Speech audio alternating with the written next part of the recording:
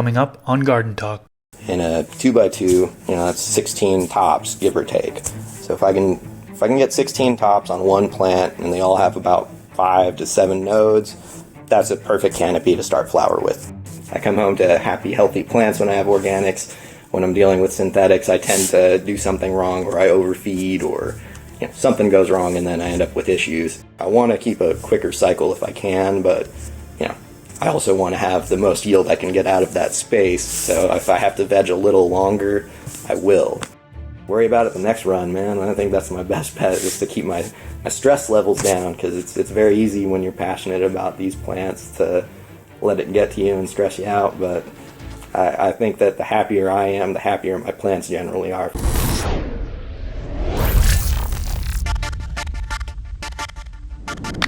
What's up, everybody? If you that don't know me, my name is Chris, aka Mr. Grow It, and you're tuned into the Garden Talk podcast. This is episode number 93. In this episode, I interview 2x2 Gorilla Glue. He has been gardening for 3 years, and he grows in a, you guessed it, 2x2 grow space. He focuses on maximizing that grow space in order to achieve the highest yield possible. And that's what we're going to talk about in today's episode. If you gain value from these podcast episodes, please click the like button and also subscribe to the channel if you haven't already. That way you can be notified when new episodes are released. If you'd like to support even more, visit patreon.com/MrGrowIt. There are various rewards set up for those that support, and you can pledge any amount that you'd like. 100% of the money pledged through Patreon goes right back on the podcast. It helps keep this podcast going, so thank you so much for your support there. Before we get into it, I want to acknowledge that one of my goals for this podcast is to bring free gardening information of all plants to the general public. That being said, I'd like to thank the sponsors of today's episode that help make that goal possible. Thanks to Grow Strong Industries for sponsoring this episode. They have Kind LED grow lights, which allow you to control the veg and flower spectrums independently, allowing you to maximize quality and yield. And they also have Lotus Nutrients, a nutrient line developed by growers for growers to completely replace the typical 9 to 12 bottle recipe with an easy-to-use 3-part system.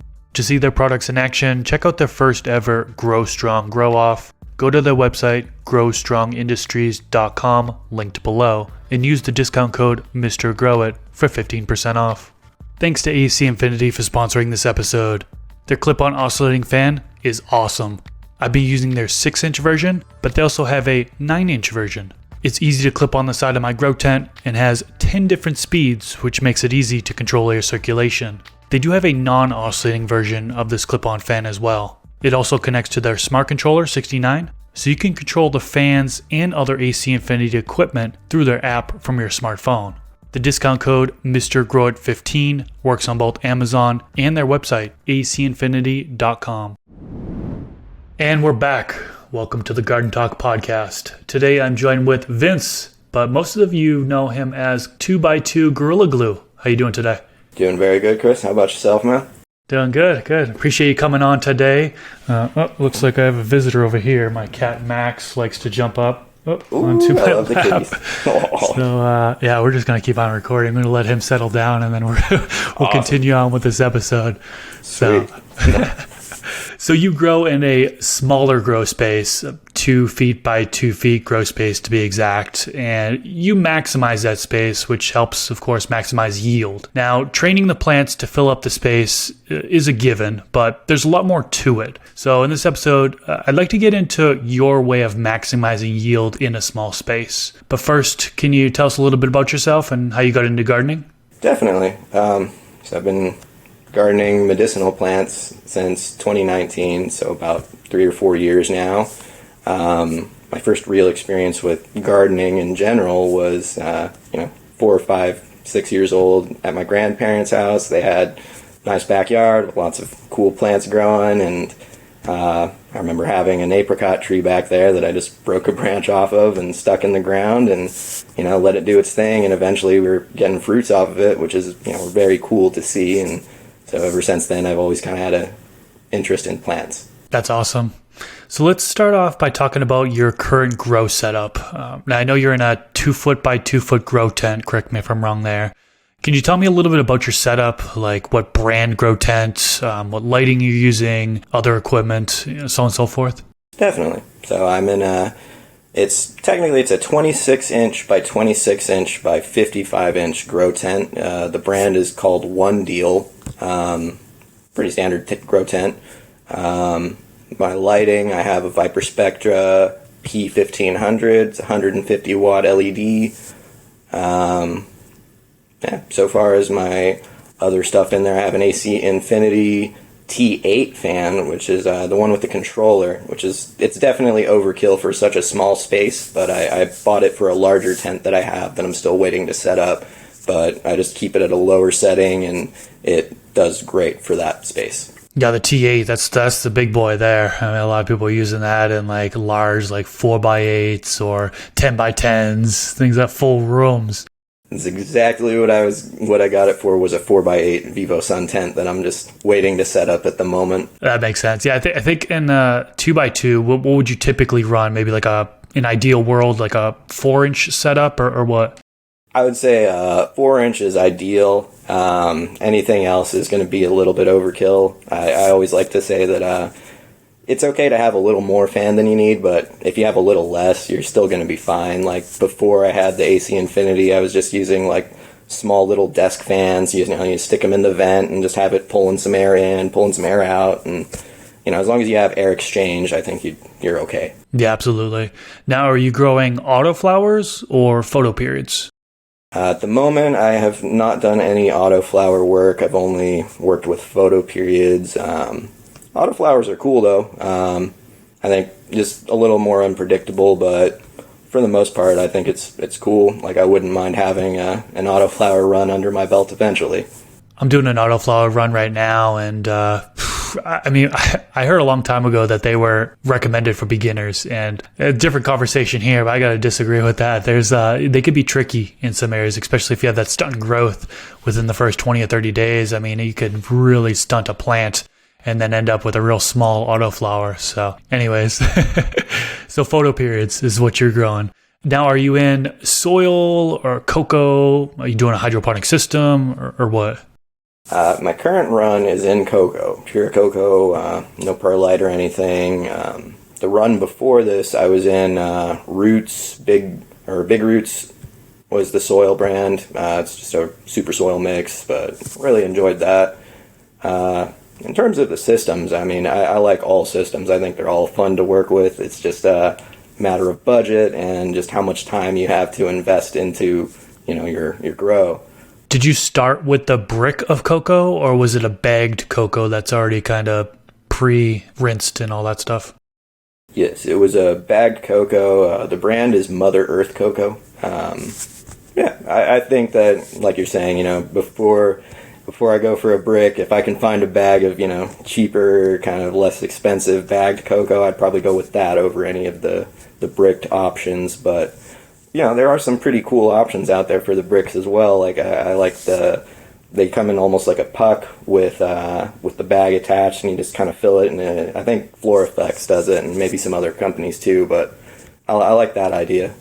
I've mostly used the bricks, and it's good for like shipping purposes. But one of the bricks I had from some brand, I don't even remember the name of it, like super salty. Like even after rinsing and buffering it, still had problems with my plants. But I had this other brand, which I can't think of this name either, that I got off of Amazon pretty recently, and no issues. I didn't even rinse or buffer because I'm doing some sort of testing I've got going on here, but didn't rinse or buffer, and I had no issues. So it's kind of a hit or miss with the bricks in my experience. But yeah, a lot of people do tend to go towards the bagged stuff since it is typically already pre-rinsed and buffered and so on and so forth. Definitely. Now, what size grow pots do you use, and type grow pots? Are you in fabric or plastic or what? Current run, I'm in 1 gallon plastic pots. So they say 1 gallon. It's a 7-inch tall pot. I feel like it's a little bit less than a gallon, but I would call it a 1 gallon pot. And what are you using for fertilizer? I got to imagine you're probably not doing organics, probably doing, you have like a synthetic lineup that you're using? Yeah, so for this run, I'm using Mills. I've used plenty of other bottled nutrients, slow release dry amendments, organics, they all work at the end of the day when we use them properly, but I would say for me, I kind of prefer organics over the bottled nutrients if I'm going to pick between the two, just the ease of use along with just, kind of feeling better about it at the end of the day. I come home to happy, healthy plants when I have organics. When I'm dealing with synthetics, I tend to do something wrong, or I overfeed, or something goes wrong, and then I end up with issues. But that's on me more than the nutrient company. I'd say the nutrients themselves are great. It's just for ease of use, organics is what I kind of really like to do more. So the Mills lineup that you're using right now, tell us a little bit more about it. There's like an A and B for veg, an A and B for flower, and then is there additives that you're using as well? Right. So there's only an A and a B, and you use the same A and B for veg and for flower. Just for flower, you would increase the ppms of that. There's a few different additives, like they have a silica additive called Vitalize. It's monosaccharic acid, so it's it's good stuff. It's going to be ready for the plant to use right away. They have a veg additive. It's called Start R. Just nitrogen, huge nitrogen boost to kind of lean the NPK towards veg, and then in flower for the first 2 or 3 weeks you're using the Start R still. And then after that, you would switch over to their C4 for the next 3 weeks or so. And then the final 3 weeks, you're using an additive called Ultimate PK, which is just a huge phosphorus potassium boost, just right at the end, right when they need it.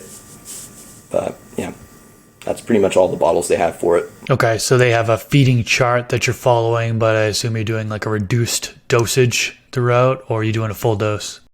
So the way they have their feed chart set up, they have a light mix, a medium mix, and a heavier mix. For this run, I went with the light feed mix, and pretty much went issue-free for almost the whole grow. I would say around week 4 or 5, when I switched over to their C4, I started having some problems. I think that it was probably a phosphorus toxicity, which led to a magnesium deficiency in some of the plants, just like it was just too much light.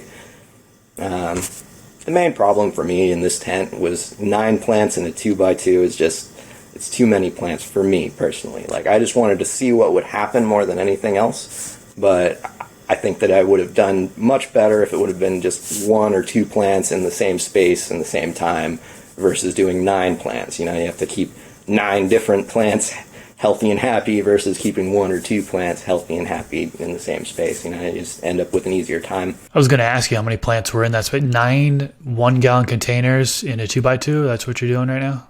Yeah, insane, right? It's wow. It was a little bit of an overzealous challenge. I've always kind of tried to keep it to 1 plant per square foot is the max I really want to do, but I thought, I've seen places I've worked for do it this way, where they'll throw, this many in such a small space, and I just wanted to see what would happen, and sure enough, I ran into some problems, just because having 9 smaller plants, there's just no way I can get them to take that much light in the same way that I could if it was 1 plant, right? Because you figure if you have 9 plants with 4 branches, each of those 4 branches can only take a certain amount of light versus having 1 plant with 36 branches. Now, all 36 of those branches can absorb all of that light, so I'll end up with a better overall final product, I would think. Yeah, it definitely comes with its own set of challenges running more smaller plants in that grow space versus 1 or 2 larger plants in that grow space. I think there's pros and cons to both, in my opinion. I think one of the things is kind of getting into the grow tent to water, right? I don't know if you have an auto watering system or if you're doing hand watering. It's a hand water system. I have a little cup that I would just kind of reach in there. Luckily, it's a small tent, so my arms can reach back there, and I keep the bottoms of my plants pretty well pruned, so I don't have to worry about breaking any branches down there. But it's definitely an ordeal, and it's gotten me to think, man, if I would have had an auto watering system, I probably would have had a lot easier time there. But once again, I think that if I was going to do any kind of automatic system in there, it'd probably either be living organic soil with some blue mat drippers or an auto pot, and at that point I can really only do 1 plant in there. So that might be for the next run. Or even a flood and drain would be a potential for that. Yeah. So that's what you're doing right now. You said it's an experiment.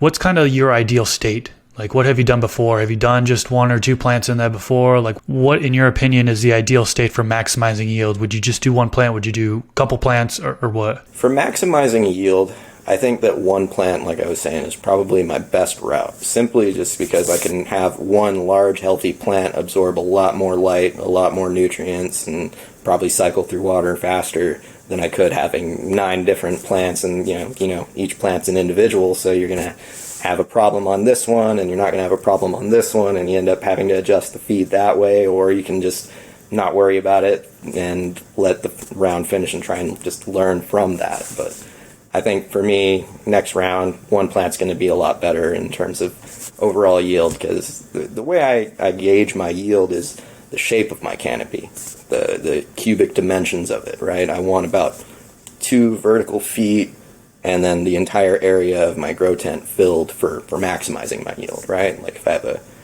2x2 space, so I need, 8 square feet or 8 cubic feet of canopy space. So I can do that with 9 plants, and I could do that with 1 plant. It just depends on, obviously if the 1 plant might take a little longer to veg that amount of time, but I think it's worth it if I have only 1 tent, right? If I only have 1 tent, then I'm only vegging and flowering in that same space. So if I have a separate space to veg that 1 plant for, even if right now my current veg setup is just a single T5 light that I have underneath my desk, and I just throw plants under there just to, keep them alive and growing a little bit at a time while I have my flowering tent up and running. Okay, so 1 plant in a 2x2, and then what would be the ideal pot size for that? For ideal pot size, I would say for a 2x2, I don't really want to put anything larger than a 2-gallon in there. Because, I know with a 3-gallon, I could probably fill, maybe a 3x3 or a 4x4 with a single plant, given the right amount of time and whatnot. And once again, going back to, my current setup, I've got 9 plants in there, 9 1-gallon pots. That's 9 gallons of media, right? If I have 1 2-gallon pot, that's 2 gallons of media. Now, that 2 gallons of media is going to obviously dry out a lot faster than 9 gallons of media, and it's also going to put a lot less stress on my exhaust system, right? The fans aren't going to have to pull as much moisture out of the air if there isn't as much moisture being dumped into the room through the soil. So I would say for me, like I said, the next round I have is going to be just 1 single Gorilla Glue plant, and I have it in a 2-gallon pot right now. I just threw it in maybe a week ago. My current run's going to be chopped on Monday or Tuesday, so hopefully by that time this plant that I have ready to go will only need to be vegged for a few days or so before I can flip it to flowers. That way it's I want to keep a quicker cycle if I can, but I also want to have the most yield I can get out of that space. So if I have to veg a little longer, I will. Yeah, I think individual goals definitely come into play. There's so many different ways to go about this. You had mentioned that you would go with a 2-gallon, 1 2-gallon plant in that 2x2 space. I know people who are running, 5-gallon, 1 5-gallon in that space, 1 7-gallon in that space, 1 10-gallon in that space. You're doing the synthetics. I know there's people who's running organics. So there are so many different ways you can kind of go about it when it comes to pot size, media, inputs, so on and so forth. So it's really interesting to hear your experience there and what you would say is ideal for that one. The other thing I didn't ask about was sugars. Are you using any sugars, like a lot of people use molasses, or any microbial inoculants, or any other inputs? So far as sugars or molasses, nothing like that at the moment. Even when I was doing the organics, I didn't do any kind of compost teas or anything like that. Not opposed. I just I'm in an apartment, so it's kind of harder for me to have a tea brewer set up or anything like that. But it's all good stuff. Especially if you're in organics, you can add some sugars and just feed your microbes, keep the turnover rate going. So far as my microbial inoculants that I'm using it's Extreme Gardening Mycos. It's the water-soluble one. I really only use it to kind of like flush my media, like as in almost like a transition You know, like if I was about to flip to flower and it's like I know I was feeding a bunch of veg nutrients, I might hit it with some Mycos, plain water before I flip. So that way it's like I get most of that, you know, excess nitrogen out and can start with the flowering nutrients. But then again, you know, some people say, you know, or I guess it's proven now that the plant wants nitrogen maybe for the first 3 weeks or so. So it's probably less beneficial than I would think. But yeah, I like to use microbes, and, you know, especially in organics, you know, it's pretty much, that's what you need in organics. You know, you got to have the worker bees in there breaking down the organics and just feeding the plant. It's a beautiful cycle. Yep, very true. Okay, so we talked about your grow tent setup. We talked about what you use for inputs. Talked about pot size. I guess one thing I didn't ask about was like transplanting. Are you just planting directly into those 1 gallon containers, or are you starting in like a solo cup and then transplanting up? Like, how do you do your transplants? And then after that, we'll get into trainings, you know, what you do for plant training. Okay. So far as transplants go, the current run I had started out in small 8-ounce styrofoam cups. They're very small, right? I really wish I would have started them in solo cups. I probably would have ran into less issues with a larger pot there. The way I go about transplanting is I kind of like to look at the plant from the top down, and if I can still see any of the soil, then I'm not ready to transplant. But if I can't see the pot or the cup at all, then I know it's probably ready for it. So you transplant up, you get to your final container. What do you do for trainings? When do you do the trainings? And then when do you stop the trainings that you do?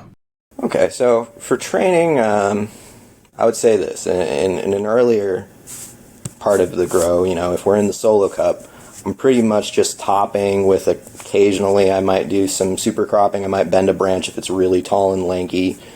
For veg, mostly just low stress training, or, you know, scrog. I might use the net to kind of keep my branches low and wide. I really want my plant to be as low and as wide as I can possibly get it before I flower it.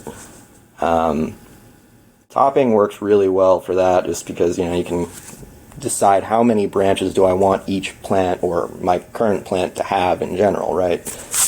I want to have one top with about 7 nodes in each of my trellis holes. In a 2x2, you know, that's 16 tops, give or take. So if I can get 16 tops on one plant and they all have about 5 to 7 nodes, that's a perfect canopy to start flower with, in my opinion. So you're trying to get up to those 16 different tops or branches to fill up each one of those individual holes on the trellis net.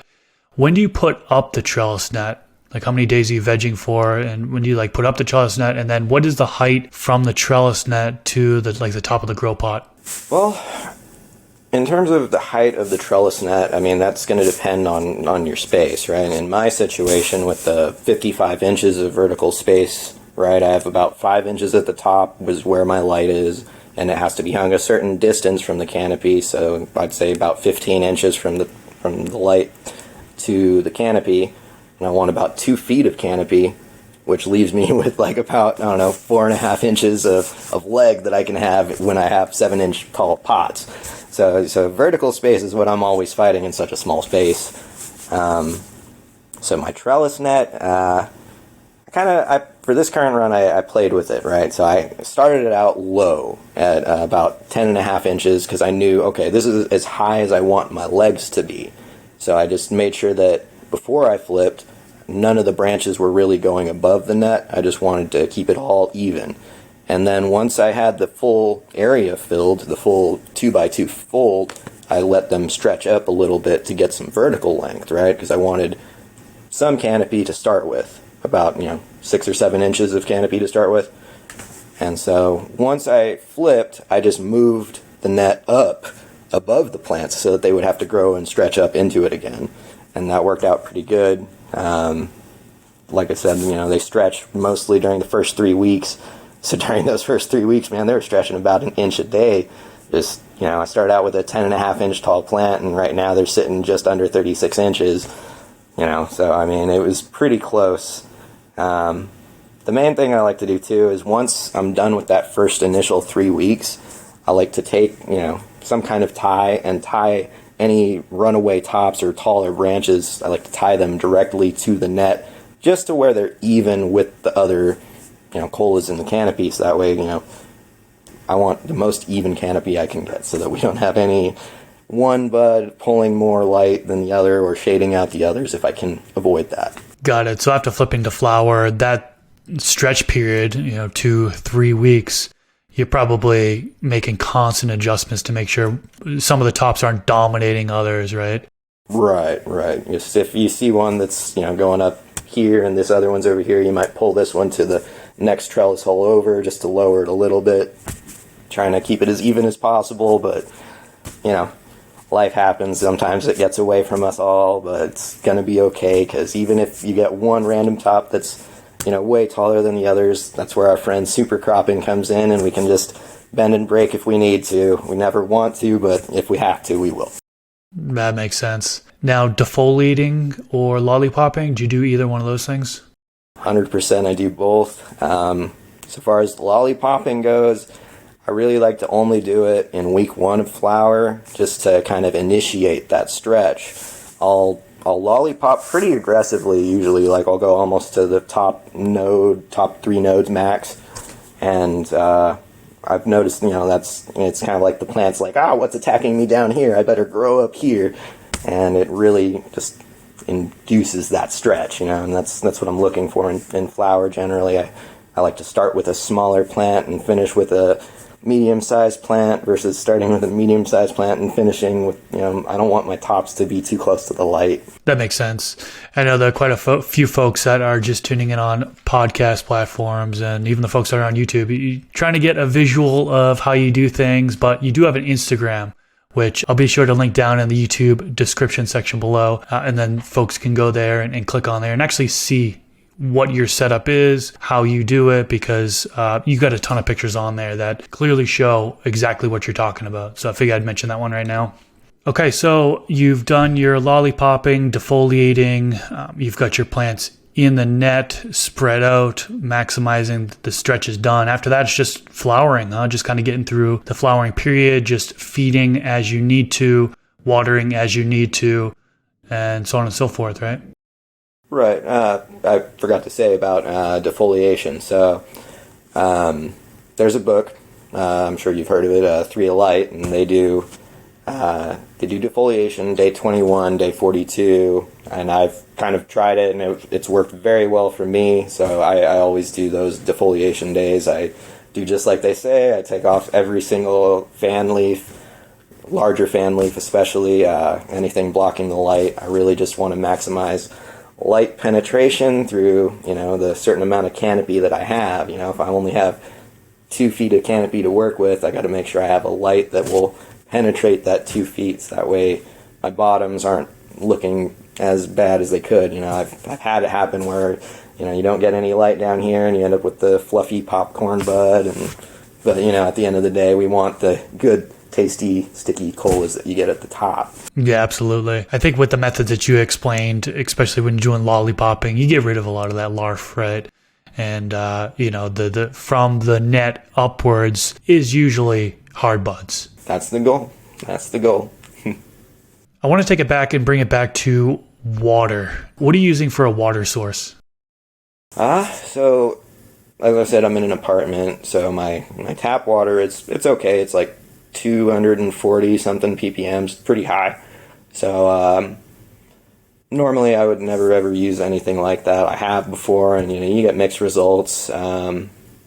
Currently I'm going across the street. I have a Rite Aid, and they have a little water dispensing machine out there. So for like $2 I get a 5-gallon bottle, and I check the ppms, and we're like 5 to 12 ppms, which is like nothing. So it's very, very clean. So that's what I'm using for water right now. Yeah, that's the reverse osmosis technology because I have the same thing. There's water stations you get, and it's about the same ppm, very, very low. Right. Do you monitor the pH of the medium at all, or your initial water source? If so, what do you aim for? So far as the media goes, currently I'm not monitoring it. I don't check my runoff, or have a meter that checks it, but it's hit and miss, I do monitor it whenever I water or feed. The way I kind of do it is I'll check the ppms of the plain water before I add any nutrients, and then each bottle that I add, I check the ppms and the pH afterwards just to kind of see how it affects it. But yeah, I monitor it, but I'm not super concerned with it. Like, I'm more concerned with the EC, ppm, or TDS over the pH. The pH to me is more important in like a true hydroponic system where, if your roots are constantly suspended in the water or constantly having water run over them, then pH is probably more important, because that really affects how much nutrients you're going to be able to uptake. Whereas in a media situation, I feel like you end up not having to worry about pH as much, just because the plants produce those exudates that can adjust the environment accordingly to what the plant wants. So if I just keep it in range, I usually aim for 5.8 to 6.2 for cocoa at least. In organics, I don't check pH or worry about it at all, because I know that there's stuff in the soil that's pretty much going to adjust the pH to what it needs to be at anyways. But for cocoa, I know it's a little more important, so I try and just make sure that when it's about to get watered in, it's got to be 5.8. Temperature is important too. Like, I don't want it to be too cold. Like, any colder than 68 degrees is too cold, and any warmer than 80 degrees is probably a little too warm. So I usually try and keep it 70 to 75 degrees. And obviously, like I was saying, EC is more important to me than pH. I really try and monitor what I'm putting in and at what times, right? I can't feed a plant that's, smaller, like a fresh clone. I can't feed it the same way that I would feed a plant that's, a week away from being chopped down. So, you got to know what you're feeding at. So in cocoa, 5.8 to 6.2 pH going in, ignore the runoff. And then for ppm or EC, are you monitoring the runoff for that, or is it just what you're putting in, like what your nutrient mix is that you're putting in? Yeah, I only monitor it going in. Like, the only time I'm ever going to check my runoff is if I'm having a problem, really. If I'm noticing one plant has some sort of, burn or just a look to it, I might check the runoff to that. But normally, if I have any kind of nutrient burn, I'm just going to flush that plant just for that week. I'll just not give it any nutrients, just hit it with some plain pH water, or even then, sometimes that's a good time to use a microbe. If you have some mycos and you have a plant that's struggling, you can hit it with some mycos, and it might help eat up whatever built up salts are in the media to hopefully get it back on track. You mentioned the feeding chart that you follow earlier. Do you know offhand what the ECs are going in? Not the EC offhand. I know that for my most recent feeding, I gave them a very light dose. It was like 300 ppms. That was my final feeding, and my next watering here should be tomorrow or maybe tonight. It's going to be just plain water. I do flush. Force of habit, I don't know. We've heard both ways that it's beneficial or non-beneficial. I like to do it. I just noticed that it really does help with kind of bringing out some color, along with just, peace of mind. It might not work that way where it's, I know I'm not flushing anything out of the plant, but if the plant doesn't have anything else to eat, it's going to start eating itself, which is, senescence. I'm trying to push that towards the end of flower. So we talked about plant training. We talked about nutrition, two very important things when it comes to maximizing yield. Let's get into environment. That certainly can impact the amount of yield that you get. If your environment, temperature, humidity, CO2 are out of whack, you could see a significant stunt in growth. So let's break it down one by one. What temperature do you typically aim for? For temperature, in my grow tent, I like to keep it under 80, above 70 if I can. I've had it go up to 86 in there, and you don't have a lot of problems as long as you're kind of closer to the beginning of flower or in veg. But towards the end of flower, I do like to keep it a little cooler. Right now, I have it aimed for 70 to 75 degrees. I I don't have an AC in there. Obviously, it's a 2x2, so I just use my apartment's central AC, and that does enough to where I keep it pretty cool in there and don't have to worry too much about the temps. And then humidity. What do you typically aim for RH? For veg, as high as I can get it in there. I like to keep it pretty high. 70 to 60 is pretty ideal for me in terms of veg. For flower, I'd keep it 60 to 50 is about where I want it. Anywhere in that range is usually pretty safe. And then when I chop the plant, I try and keep the 60 and 60% humidity and 60 degrees if I can.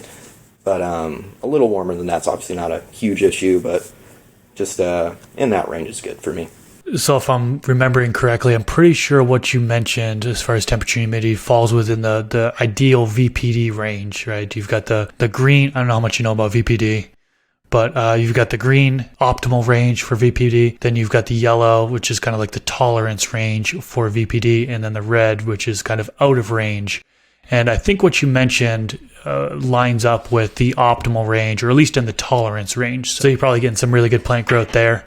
And certainly staying within that VPD range, I mean, that's going to help maximize growth, right? It's going to help maximize your overall yield. Definitely. VPD is very important. I know that obviously if your environment's off at all, it can throw off the way your plant eats, which if your plant's not eating all of the food that you're getting it, you could have a buildup in your medium, which could have, lead to more problems in the cation exchange, right? So it really is important. Environment's key. The better environment that you can create for the plant, the better plant growth you'll get.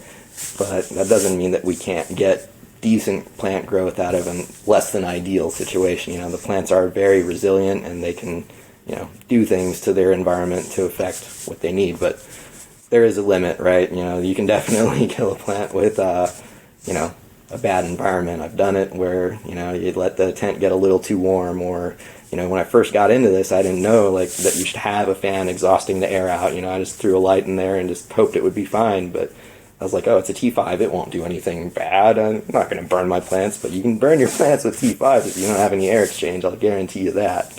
I fried the crap out of seedlings before when I first started growing, because I read on a forum, the more light, the better, which was not true at all, especially with an HID grow light. Burnt the crap out and completely killed them. So it's like, no. Yep, that's the thing. That's what they say. Every piece of equipment works as long as you use it correctly, but it's very easy to misuse any piece, right? You can have the most perfect environment, but then, if you're overfeeding or you're overwatering or you topped at the wrong time or something, and now the plant has to recover longer, you can run into problems any which way. But I think the best thing to do is to remember, hey, I'm only going to be with this plant for 90 days max, right? So if I have a problem with this plant, hey, I just kind of let it go unless it's something I can fix now. If not, then just worry about it the next run, man. I think that's my best bet, is to keep my stress levels down, because it's very easy when you're passionate about these plants to let it get to you and stress you out. But I think that the happier I am, the happier my plants generally are for some reason. So well said. CO2, one of those things where it's just study after study after study proving that increased levels of CO2 helps increase biomass. Are you doing anything to supplement CO2 in the environment at all, or no? Not necessarily. As I was saying, I do use microbes, and microbes breathe out CO2. So to some level, I guess there's a little bit of CO2 supplementation through that. But as far as the canisters or the mushroom bags or anything, I haven't done that in that space. I might do it in the 4x8 next, but for right now, I'm not supplementing any CO2. But it is definitely, you're going to get more yield when you use a CO2. I feel like there's only two real things that I can say that would increase your yield for sure, and that's CO2 and a light mover. Light mover, huh? Even in a 2x2? No, I wouldn't use it in a 2x2. Oh, okay. For my 4x8, I was thinking about throwing 1,000 watt onto a light mover so that way I can cover both 4x4 spaces with that one light, and I might be able to pull, more yield from one light in there than I would if I was to throw two 600 watts in there or something. Oh, interesting. How about pest prevention? We haven't talked about that yet. A lot of people will do things to prevent pests from invading your grow space. What do you do?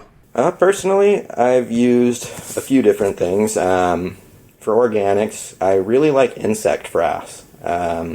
Just kind of helps to keep your plant, the cell walls get more strong, so they're less likely to be attacked, along with just kind of the chitin in there kind of triggers a response in the plant to make it so that their defenses are up. So that's kind of like a preventative if I'm dealing with organics. In terms of synthetics, I really only use one product. It's called Plant Therapy. I think it's got like some kind of rubbing alcohol and other mix in it. I don't know what's in it, but I really only use that if I see like damage, like if I see thrip damage or, for some reason see a bug in there, I'll spray them that day, but I try not to ever spray in flower, and I really will only do it once in veg just to kind of, peace of mind. Like I just want to make sure, hey, I didn't see anything, but I just want to have a clean slate when I go in flower so I don't have to deal with it in flower. Have you had any like major infestations, would say like fungus gnats or spider mites or anything that you had to battle? Luckily in this 2x2, not yet. I haven't had any major issues. I've had problems in the past with, fungus gnats, white flies. In some of the places I've worked at, I've dealt with aphids or root aphids and, broad mites, russet mites. I've dealt with a lot of different things along with pathogens like PM and, bud rot and all that. But, yeah, in my personal grow here at home now, my plants are usually pretty sturdy once they go into flower, and I'm on the second story, so it's like I don't have to worry about the things crawling into our house that way. It's less likely. So luckily I've been pretty bug free in my tent lately. So well, that's good to hear. What other problems have you come across when growing in such a small space, and what did you do to fix those problems? Small space problems really comes down to, we were talking about environment, and I think that's one of the things that I've learned from dealing with 9 plants in the one space is that you have to water them all, right? And so putting a lot of extra humidity and moisture into the room, and your fan's going to have to exhaust all of that. So sometimes I've had less than ideal humidity ranges in there where it'll be, a little bit out of the range I like, but my usual fix is just open the tent, let some fresh air get in there, and usually works pretty good. But one of the other problems too of a small space obviously is just the height restriction. Like I was looking at this gorilla grow tent that was I think it's a 2x2.5, but it's like 7 feet tall or something. So I feel like something like that I would have way less problems with height issues, because in this current grow, if I could have let the plants get just a little bit taller, I probably would have gotten a much better yield and they probably would have been a lot healthier. But because I had to flip it before it hits that certain height, I ended up having to deal with a smaller plant. But other than that, I would say 2x2 space is great for if you're just a single home grower, you're only growing for yourself. I think that 4 to 5 ounces every 90 days is a pretty good deal if you're buying it at the store and stuff. You're spending like $100 on an ounce or something. You figure a 2x2 tent setup's like $400 if you get the whole kit or something. One cycle and you pretty much paid for your whole tent right there, and and then every harvest after that's just more tree. So you definitely get your money's worth growing your own. Heat issues. Have you had any of those? I feel like that's like the number one problem. I feel like people growing in small spaces is they put these LED grow lights in there, which some people put more powerful than what they need, and then they're running into heat issues. Has that occurred to you at all, or like is your central air conditioner that you mentioned that you're using, is that just completely mitigated? It's definitely an issue. If I run the light that I have now at 100%, the hottest it really gets is like 86.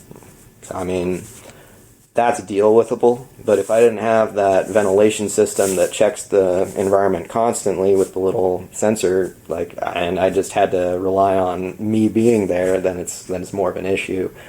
But that AC Infinity fan, man, it makes everything so easy in terms of managing your environment that way with temp and humidity. So far as lighting in the space goes, I know that I've seen some of my favorite YouTubers do it, where they'll throw a much more powerful light than the space can really take, and I've seen good things come from it. I've also seen bad things come from it. So I mean, I guess it's like, roll the dice if you want, but don't be mad if something bad happens, right? Like I don't know, even 150 watts seems like a little bit too much light for the 2x2 space. I kind of almost wish I would have gone with the smaller model and just done 100 watts. I probably would have maybe ran into less issues, but I was a little overzealous. I was like, I've got 2 extra inches to work with on either end. I should be fine, but, we'll see. Next run, when I only do the one plant, I want to see if I can get it to take the full 150 watts, no problem. And if I do that, then I know I'll probably be okay. But Got it.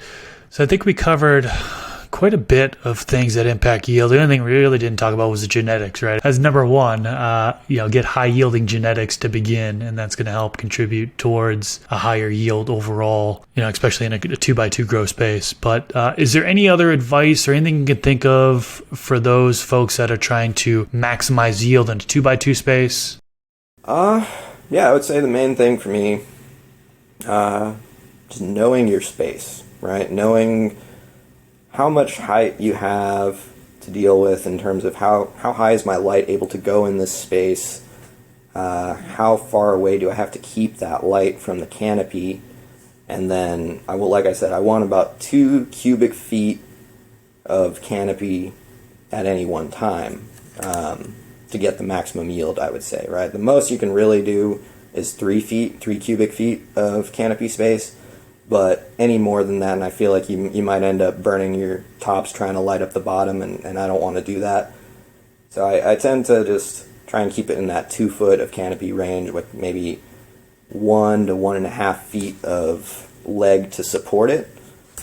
So that's my plant that I want, right? That's like the ideal plant shape and size, or canopy shape and size that I want for any space. So I just recreate that in a 2x2 space, If you're in a 3x3, you want 18 cubic feet. If you're in a 4x4, you want 32 cubic feet of canopy, and that should be about where you want it if you want to get your maximum yield.